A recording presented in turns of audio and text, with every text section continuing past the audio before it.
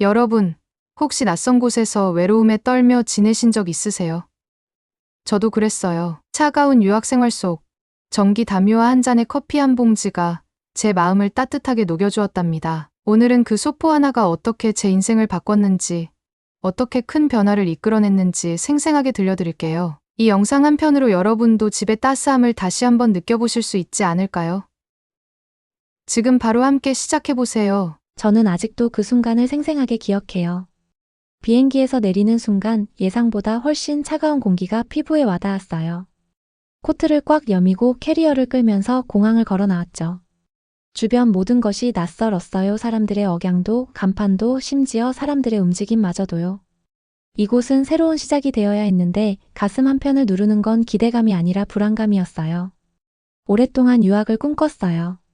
부모님은 저를 유럽에서 가장 명망 있는 기숙학교에 보내기 위해 정말 열심히 일하셨죠.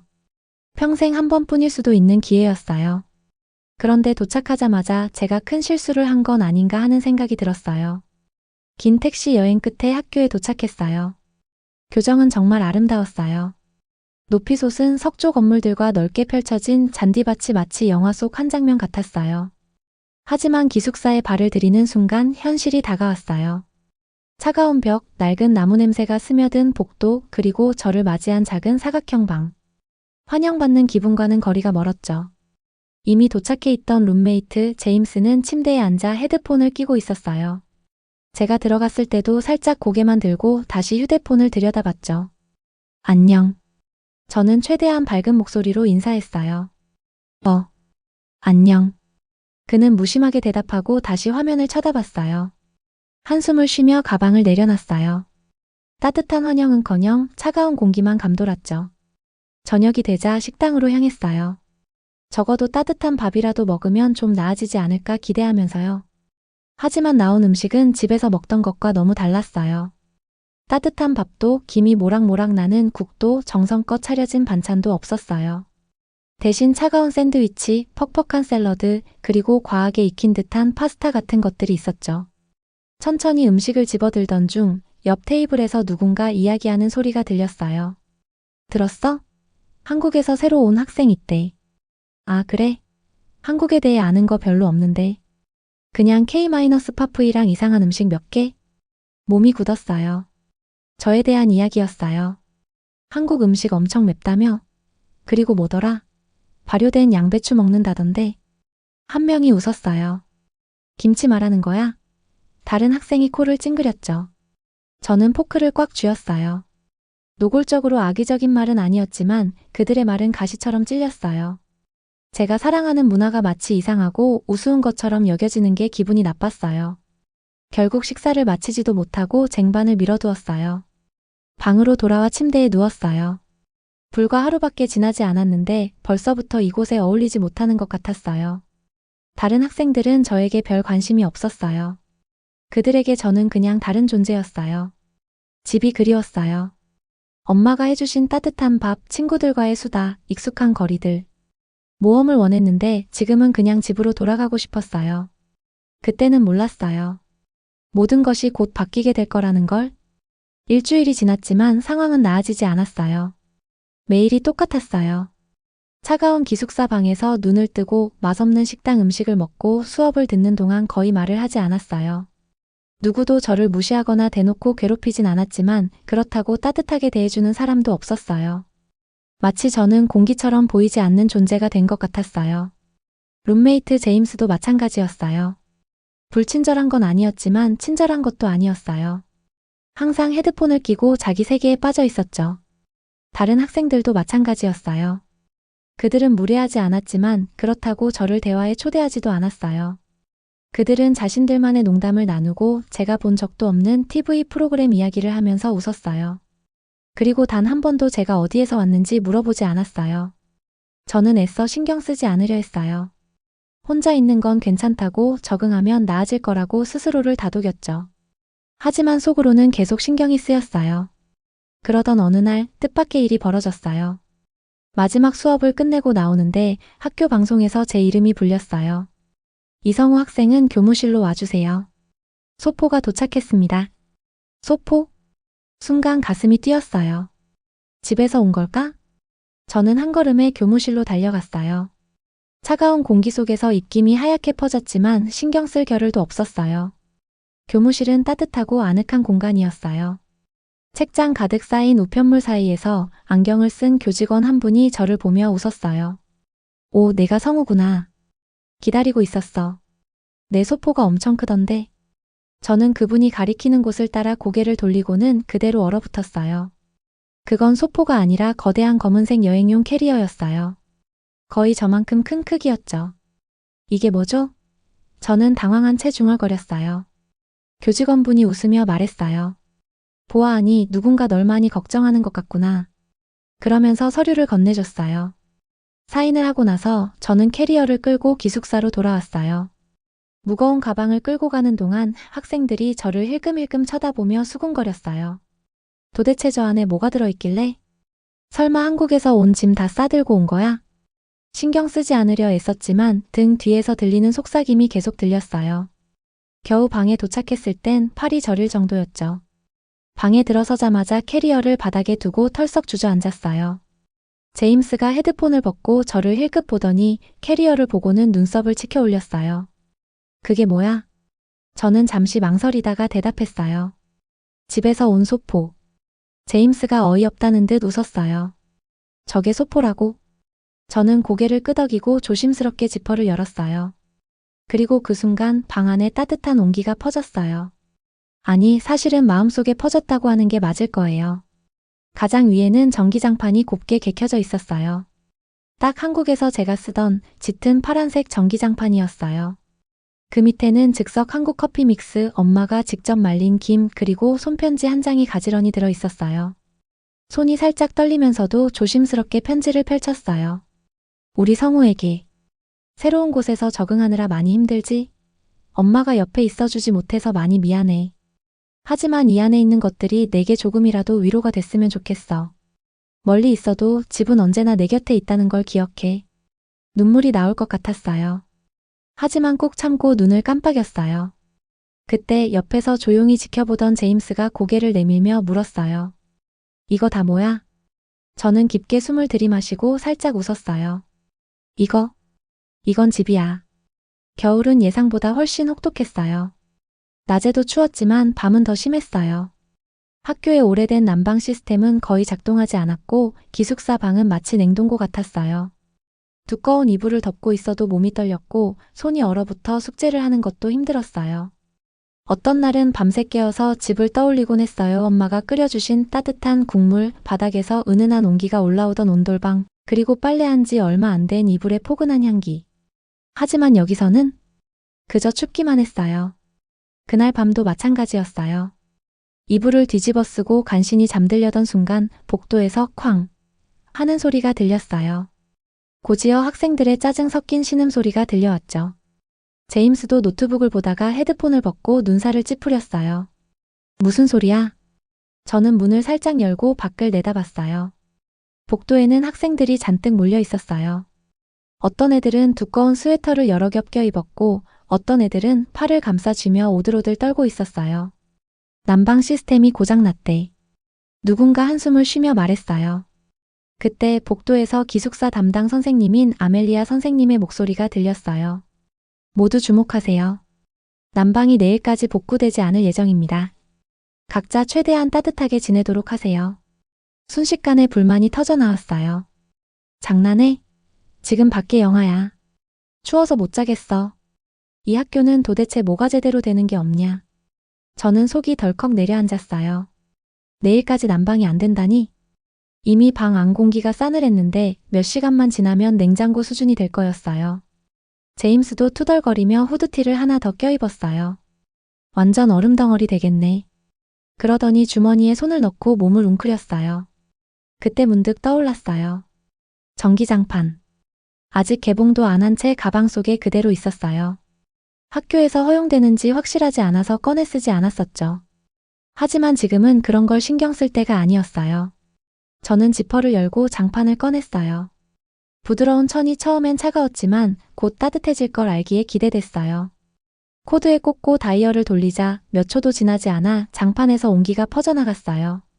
저는 안도의 한숨을 내쉬며 장판 위에 앉았어요. 몸 구석구석으로 온기가 퍼졌어요. 제임스가 그 모습을 보더니 눈을 동그랗게 떴어요. 잠깐 그거 뭐야? 전기장판이야? 저는 고개를 끄덕였어요. 와, 너 천재다. 그 순간 문이 두드려졌어요. 문을 열자 복도에 서 있던 소피아, 루카, 올리버가 보였어요. 3명 다 떨고 있었어요. 혹시 여분의 담요 있어? 소피아가 이를 딱딱 부딪히며 물었어요. 내 방 너무 추워서 도저히 못 있겠어. 제임스가 저를 가리키며 말했어요. 성우가 전기장판 있대. 그들의 눈이 휘둥그레졌어요. 진짜? 그런 게 있어? 이거 한국에서 온 거야? 저는 잠시 망설였어요. 사실 이들은 지금까지 저에게 별 관심도 없었어요. 어쩌면 가끔 한국에 대해 이상한 말을 하기도 했던 사람들이었죠. 그런데 지금은 너무도 절박한 표정으로 저를 바라보고 있었어요. 저는 조용히 한숨을 쉬고 말했어요. 들어와. 망설이던 그들은 순식간에 방 안으로 뛰어들어왔어요. 전기장판을 바닥에 깔고 다 같이 둘러앉았어요. 처음엔 다들 어색하게 가만히 있었어요. 하지만 시간이 지나면서 장판의 따뜻한 열기가 스며들자 어깨에서 힘이 빠지고 긴장이 풀리는 게 느껴졌어요. 루카가 천천히 숨을 내쉬었어요. 와, 이거 진짜 대박이다. 소피아는 손을 비비면서 말했어요. 이런 거 왜 여기선 안 팔아? 완전 필수템인데. 올리버가 헛웃음을 지었어요. 내가 한국 물건 이상하다고 했던 거 취소할게. 이거 완전 생명줄이야. 저는 작게 웃었어요. 처음으로 저는 이곳에서 혼자가 아니라고 느꼈어요. 처음으로 이들과 함께 있다는 느낌이 들었어요. 다음 날 아침이 되었지만 난방은 여전히 복구되지 않았어요. 학생들은 겹겹이 옷을 껴입고 식당으로 내려왔어요. 보통 아침이면 여기저기서 떠들썩한 대화가 들려야 하는데 오늘은 달랐어요. 사람들은 손을 비비고 목도리를 얼굴까지 감싸고 이를 딱딱 부딪히며 한숨을 쉬고 있었어요. 심지어 커피를 들고 있던 애들도 손을 호호 불면서 마시고 있었죠. 그때 어제 제 방에서 함께 전기장판을 썼던 제임스, 소피아, 루카, 올리버가 제 옆자리에 앉았어요.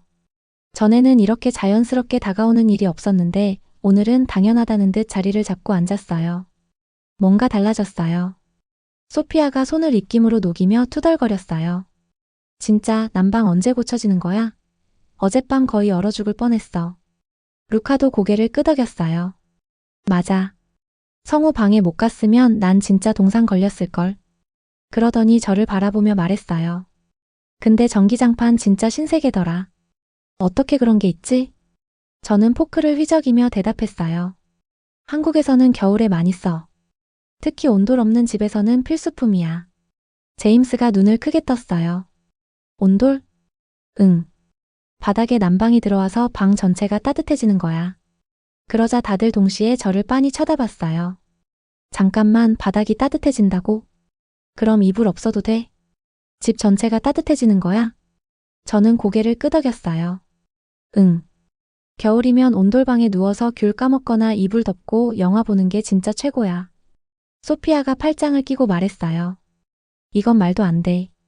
왜 우리나라에는 이런 게 없는 거야? 루카는 고개를 끄덕이며 감탄했어요. 진짜 대박이다. 한국은 완전 미래에서 왔네. 올리버가 커피를 홀짝이며 중얼거렸어요. 아니, 왜 우리는 그렇게 춥게 살아왔던 거지? 그리고 그 순간 저는 깨달았어요. 처음으로 내 문화를 신기하고 멋지다고 생각하는 사람들이 생겼다는 걸. 그날 오후 방에서 쉬고 있는데 제임스가 갑자기 한숨을 쉬며 말했어요. 아, 진짜 따뜻한 거 좀 마시고 싶다. 저는 잠시 망설이다가 캐리어를 열고 손을 집어넣었어요. 이거 마셔볼래? 손에는 한국 인스턴트 커피 믹스가 들려 있었어요. 엄마가 보내주신 달달하고 크리미한 커피였죠. 제임스가 눈을 찡그렸어요. 인스턴트 커피? 그거 맛없지 않아? 저는 웃으며 머리를 저었어요. 이건 달라. 한번 마셔보면 알 거야. 뜨거운 물을 끓여 머그잔에 부었어요. 그리고 커피 믹스를 넣고 조심스레 저었어요. 곧 달달하고 고소한 향이 방 안에 퍼졌어요. 그때 문이 벌컥 열리더니 루카, 소피아, 올리버가 들어왔어요. 뭐야? 무슨 냄새야? 소피아가 먼저 다가와 향을 맡더니 눈을 반짝였어요. 헐, 이거 무슨 커피야? 냄새 완전 좋아. 제임스가 망설이면서도 한 모금 마셨어요. 그리고 눈이 동그래졌어요. 루카가 급하게 물었어요. 왜? 맛없어? 제임스는 잔을 내려놓으며 고개를 저었어요. 아니, 완전 맛있어. 소피아가 재빨리 잔을 낚아채고 한 모금 마시더니 감탄했어요. 와, 세상에, 이거 대박이야. 올리버와 루카도 잔을 나눠 마시며 연신 고개를 끄덕였어요. 이게 한국 커피야? 진짜 신세계다. 우리 학교 커피랑은 비교도 안 되네. 그때 올리버가 장난스럽게 웃으며 말했어요. 솔직히 한국 거 다 좋은 거 아니야? 전기장판에 온돌에 커피까지 난 한국에 살아야 하나 봐. 저는 빙그레 웃었어요. 불과 며칠 전까지만 해도 그들은 저를 다른 사람이라고 여겼어요. 그런데 이제는 제 이야기를 듣고 제 문화를 궁금해하고 제게 말을 걸고 있었어요. 그리고 그 모든 변화는 전기장판 한 잔과 커피 한 잔에서 시작됐어요. 어느새 제 주변의 공기가 달라졌어요. 전에는 그냥 수업 듣고 밥 먹고 방에 돌아와 조용히 있던 저였는데 이제는 아침에 식당에 가면 제임스가 먼저 저를 기다리고 있었어요. 소피아는 도서관에서 제 옆자리에 앉았고 루카와 올리버는 심심하면 제 방에 찾아와 수다를 떨었어요. 그리고 무엇보다 제가 하는 이야기에 관심을 가지기 시작했어요. 성우, 커피 더 있어? 어느 날 아침 제임스가 트레이를 들고 오며 물었어요. 저는 장난스럽게 웃었어요. 벌써 중독됐어? 그는 씩 웃으며 대답했어요. 당연하지. 소피아가 고개를 끄덕이며 말했어요. 그리고 난 전기장판 살 거야. 부모님한테 말해서 한국에서 보내달라고 해야지. 루카는 진지한 표정으로 말했어요. 난 어제 온돌에 대해 검색해봤거든? 아니, 왜 우리나라엔 그런 게 없는 거야? 올리버는 커피를 마시다가 한숨을 쉬었어요. 진짜 난 한국에서 태어났어야 했나 봐. 저는 그들의 이야기를 들으며 웃었어요. 이제는 제가 한국에서 온 학생이라는 게 어색한 게 아니라 흥미로운 일이 된 것 같았어요. 하지만 여전히 저를 이상하게 바라보는 학생들도 있었어요. 모두가 변한 건 아니었어요. 학교에는 여전히 제 문화를 이상하게 생각하는 사람들이 있었어요. 점심시간 우리가 한국 커피 이야기를 하고 있을 때 옆 테이블에서 듣고 있던 에단이 코웃음을 쳤어요. 야, 너희 너무 오버하는 거 아니야? 그냥 전기장판이랑 커피잖아. 별거 아닌데. 소피아가 짜증난다는 듯 눈을 굴렸어요. 별거 아니긴. 추울 때 저거 없었으면 진짜 얼어 죽었을걸? 에다는 어이없다는 듯 웃었어요. 뭐 한국이 난방 발명한 것도 아니고 그냥 너희가 유난 떠는 거지. 그 순간 손에 힘이 들어갔어요. 이제야 조금씩 제 문화를 인정받고 있다고 생각했는데 에단의 말 한마디가 마치 찬물을 끼얹는 것 같았어요. 루카가 팔짱을 끼고 말했어요. 좋아. 그럼 네가 직접 경험해봐. 성우 커피 마셔보고 나서 얘기하라고. 에단이 비웃었어요. 별 기대 안 되는데. 저는 캐리어에서 마지막 커피 믹스 한 봉지를 꺼냈어요. 조용히 뜨거운 물을 붓고 스푼으로 저었어요. 방 안에 퍼지는 부드럽고 달달한 향. 에단이 컵을 받아들고 한 모금 마셨죠. 그리고 그의 표정이 변했어요. 오? 소피아가 팔짱을 끼고 물었어요. 왜? 별거 아니라며? 에단이 한동안 말없이 커피를 내려다보다가 작게 중얼거렸어요. 생각보다 괜찮네. 올리버가 웃으며 말했어요. 어서 와. 너도 이제 성우 커피클럽이야. 에단은 마지못해 고개를 끄덕였어요. 뭐, 인정. 이거 좀 맛있다. 저는 가만히 컵을 바라봤어요. 이 작은 커피 한 잔이 사람들의 생각을 바꿀 수 있다는 게 신기했어요. 그날 밤 저는 침대에 누워 천장을 바라봤어요. 처음 이곳에 도착했을 때 저는 투명인간 같았어요. 누구도 저에게 관심을 가지지 않았고 저는 그저 어울리지 않는 사람이었어요. 하지만 이제는 달랐어요. 이제는 누군가가 저를 찾고 이야기를 듣고 제 문화를 궁금해했어요. 그리고 그 모든 변화는 전기장판과 커피 한 잔에서 시작됐어요. 시간은 빠르게 흘렀어요. 매섭던 겨울이 점점 물러가고 봄이 찾아오고 있었어요. 눈으로 뒤덮였던 학교 캠퍼스에는 작은 새싹들이 돋아났어요. 아직 공기는 차가웠지만 햇살은 조금씩 따뜻해지고 있었죠. 그리고 그와 함께 저는 깨달았어요. 이제 곧 학기가 끝난다는 걸. 어느 저녁 제임스, 루카, 소피아, 올리버가 저를 기숙사 공용 라운지로 불렀어요. 뭐야? 갑자기 왜? 저는 의아한 얼굴로 물었어요. 올리버가 웃으며 말했어요. 그냥 좀 앉아봐. 그러더니 소피아가 작은 파란색 선물 상자를 제 앞에 놓았어요. 가슴이 두근거렸어요. 제임스가 상자를 가리키며 말했어요. 열어봐. 조심스럽게 포장을 풀고 뚜껑을 열었어요. 그 안에는 한국 인스턴트 커피 한 봉지가 들어 있었어요. 저는 놀라서 그들을 쳐다봤어요. 이거 어디서 구했어? 소피아가 으쓱하며 말했어요. 학교 근처에 작은 한국 마트가 있더라고. 사장님한테 부탁해서 네가 마시던 거랑 똑같은 걸 찾아달라고 했어. 루카가 웃으며 덧붙였어요. 진짜 한참 찾았어.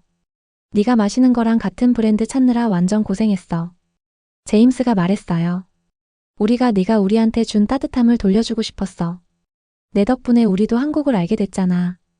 올리버가 커피를 가리키며 장난스럽게 말했어요. 이거 마시면 우리가 너만큼 멋진 사람이 될 수 있을까? 그 순간 저는 더 이상 말할 수 없었어요. 목이 꽉 메였어요. 처음 이곳에 왔을 때 저는 외로웠어요. 하지만 이제는 달랐어요. 저는 누군가에게 중요한 사람이 되어 있었어요. 조용히 미소를 지으며 말했어요. 너희 진짜 이상한 애들이야. 소피아가 씩 웃었어요. 근데 좋아하지? 저는 웃으며 고개를 끄덕였어요. 응. 진짜 고마워. 그날 밤 저는 따뜻한 커피를 손에 쥔 채 창밖을 바라봤어요. 눈이 녹고 봄이 오고 있었어요. 그리고 저도 이곳에서 진짜 친구들을 만나고 있었어요. 이제는 더 이상 외롭지 않았어요. 전기장판도 필요 없을 만큼 마음이 따뜻해졌으니까요. 오늘의 사연은 여기까지입니다. 오늘의 사연 재밌게 보셨다면 오늘의 좋아요와 영상 구독 재밌게 부탁드릴게요. 보셨다면